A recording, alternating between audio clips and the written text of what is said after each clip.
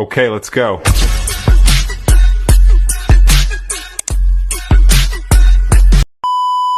Hello दोस्तों, स्वागत है आपका हमारी हॉरर स्टोरी के अंदर। आज एक ऐसी हॉरर स्टोरी आपके साथ शेयर करूंगा जो मेरी मम्मी ने मेरे को सुनाई थी जब मैं छोटा था।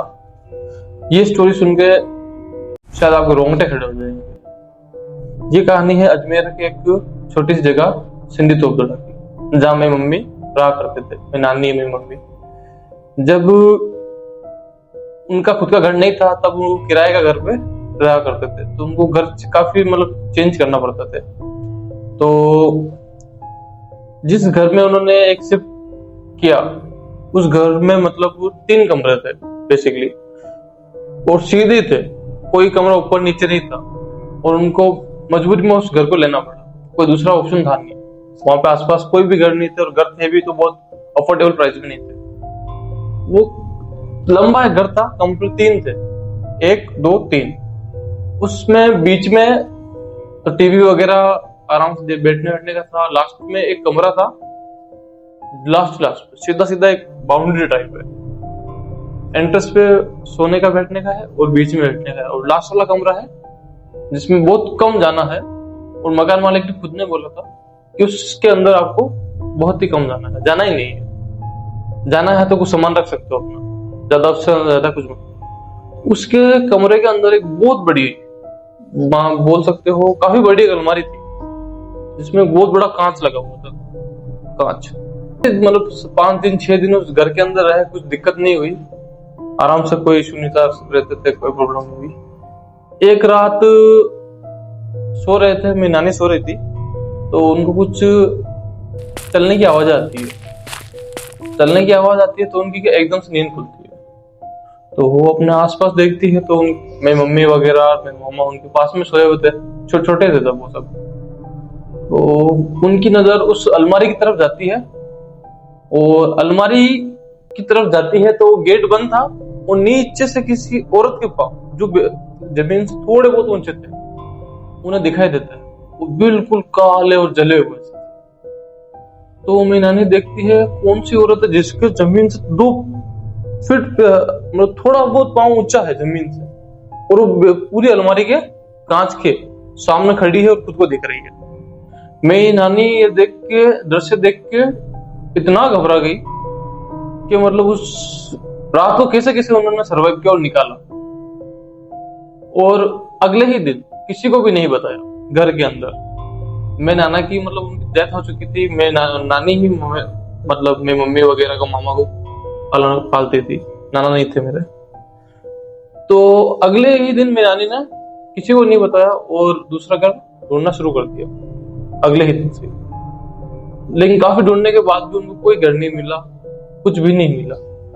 तो एक रात मेरी मम्मी पानी पीने के लिए उठती है, तो उनको भी हल्की फुल्की आवाज आती है पैरों के चलने की।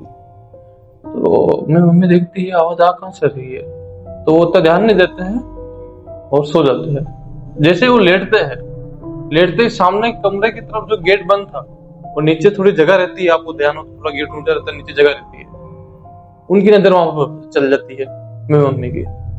और मेरी मम्मी भी जो दृश्य देखती है वही जो मेरी नानी ने देखा था। एक औरत थी जिसके पैर जमीन से हल्के से ऊंचे थे और जले हुए थे। तो मेरी मम्मी ये सब देख के कितना घबरा जाती है कि रातों रात चिल्ला पड़ती है। जितने भी थे सब एकदम से उठ जाते हैं। तो मेरी नानी को तो ये चीज पता ही थी, क्योंकि उन्होंने तो ये चीज देखी थी कुछ दिनों पहले।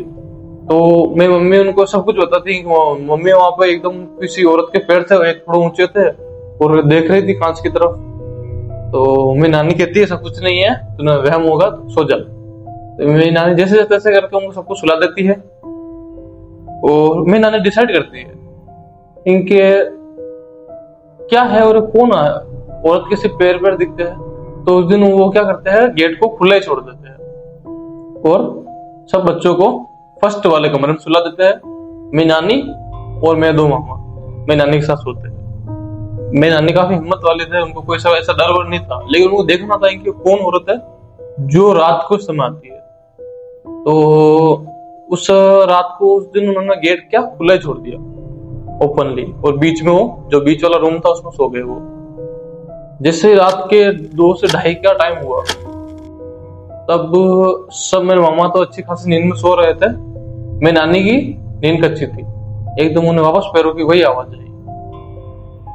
जब उनकी आंख खुली और उन्होंने उस अलमारी की ओर देखा और गेट की तरफ देखा ना, उनकी देखते ही रोंगटे खड़े हो गए। एक पूरी जली हुई औरत लाल साड़ी के अंदर जमीन से इतनी फीट ऊंची उस अलमारी के कांच के तरफ खुद को कम से कम 15 मिनट तक देख रही थी।